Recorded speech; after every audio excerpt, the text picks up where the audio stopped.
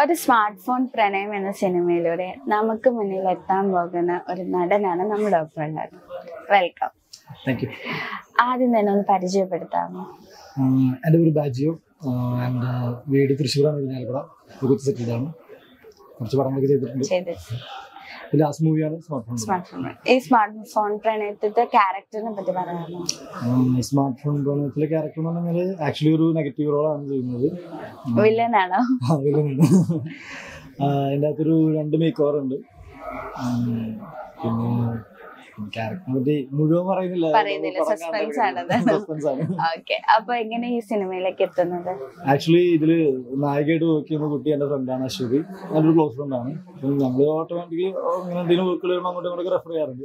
അപ്പം പുള്ളിക്ക് 1-2 സീൻസ് ഉണ്ട്, ഒരുമിച്ചുള്ള സീൻസ് ഉണ്ട്. അപ്പൊ ആൾക്ക് കംഫർട്ടബിൾ ആയിട്ടുള്ള ആരെങ്കിലും ഉണ്ടെങ്കിൽ പറയാനായിട്ട് ടീമിന്റെ അടുത്ത് പറഞ്ഞപ്പം അവൾ എന്നെ റെഫർ ചെയ്തായിരുന്നു. അപ്പൊ അങ്ങനെയാണ് ഒന്ന് ജോയിൻ ചെയ്യുന്നത്.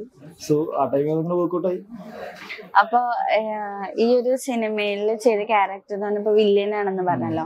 അപ്പൊ ഇതുവരെ ചെയ്ത കുറച്ച് റോൾസ് ഒക്കെ ചെയ്തിട്ടുണ്ടെന്ന് പറഞ്ഞല്ലോ. അപ്പൊ അത് വെച്ച് നോക്കുമ്പോ ഭയങ്കര ഡിഫറെന്റ് ആണോ? ഫസ്റ്റ് ടൈം ആണോ വില്ലൻ ക്യാരക്ടർ? പക്ക വില്ലനായിട്ട് ചെയ്യുന്ന ഫസ്റ്റ് ടൈം.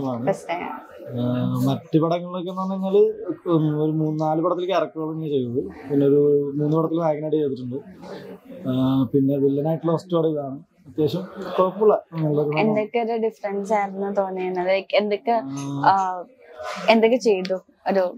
എന്തൊക്കെ ചെയ്ത മീൻസ് ഡിഫറൻസ് ആ ഒരു ക്യാരക്ടറിലോട്ട് വരാൻ വേണ്ടിട്ട്. വില്ലെന്ന് പറയുമ്പോ തന്നെ നമ്മൾ ആ ഒരു ദുഷ്ടയും അങ്ങനെയൊക്കെയുള്ള ഒരു ഭയങ്കര ദുഷ്ടനായിട്ടുള്ള വില്ലനൊന്നുമല്ല. ഒരാൾക്ക് വേണ്ടിയിട്ട് വില്ലനാവുന്ന ഒരാളാണ്. അതും ക്യാരക്ടർ എന്ന് പറഞ്ഞാൽ ഞാൻ ഇതേപോലെ തന്നെ കുറച്ച് നെഗറ്റീവ് ബാക്ക്ഗ്രൗണ്ട് ഉള്ള ഒരാളാണ്. ഈ എന്താ പറയാ, ഒരു ഗുണ്ടാ സെറ്റപ്പ് എന്നൊക്കെ പറയില്ല, അങ്ങനത്തെ ഒരു കണക്റ്റഡ് ആയിട്ടുള്ള ഒരാളാണ്.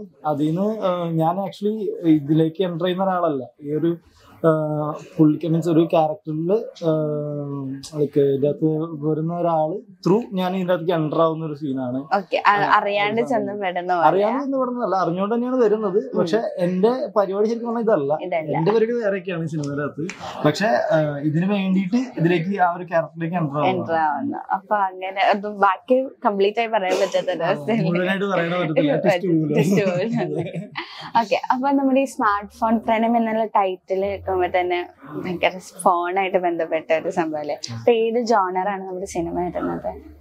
സിനിമ ജോണർ വേണമെങ്കിൽ കുറച്ച് ത്രില്ലർ എന്ന് പറയാം. എന്നാ കംപ്ലീറ്റ് ത്രില്ലറും അല്ല. ആക്ച്വലി എനിക്ക് ത്രൂ ഔട്ട് അല്ല ഞാൻ ഉണ്ടാക്കി.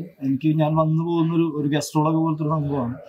അപ്പോൾ എനിക്ക് കംപ്ലീറ്റ്ലി സിനിമയെ പറ്റി പറയാൻ പറ്റത്തില്ല. കാരണം ഞാൻ എൻ്റെ ഡപ്പോഷൻ മാത്രമേ കണ്ടിട്ടുള്ളൂ, ഞാൻ റിവ്യൂ കണ്ടിട്ടുള്ളൂ.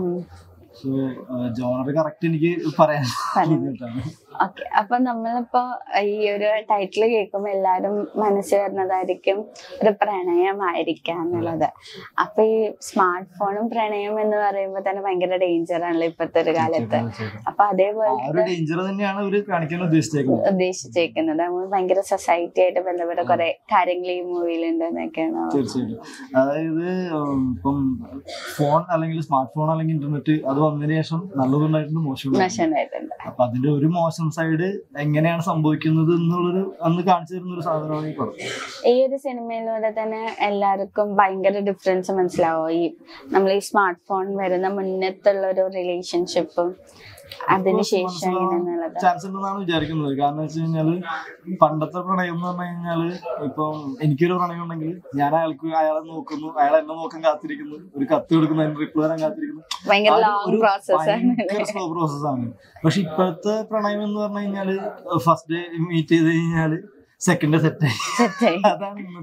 ഭയങ്കര സ്പീഡായി. സോ ആ ഒരു സാധനം കാണിക്കുന്നുണ്ട്.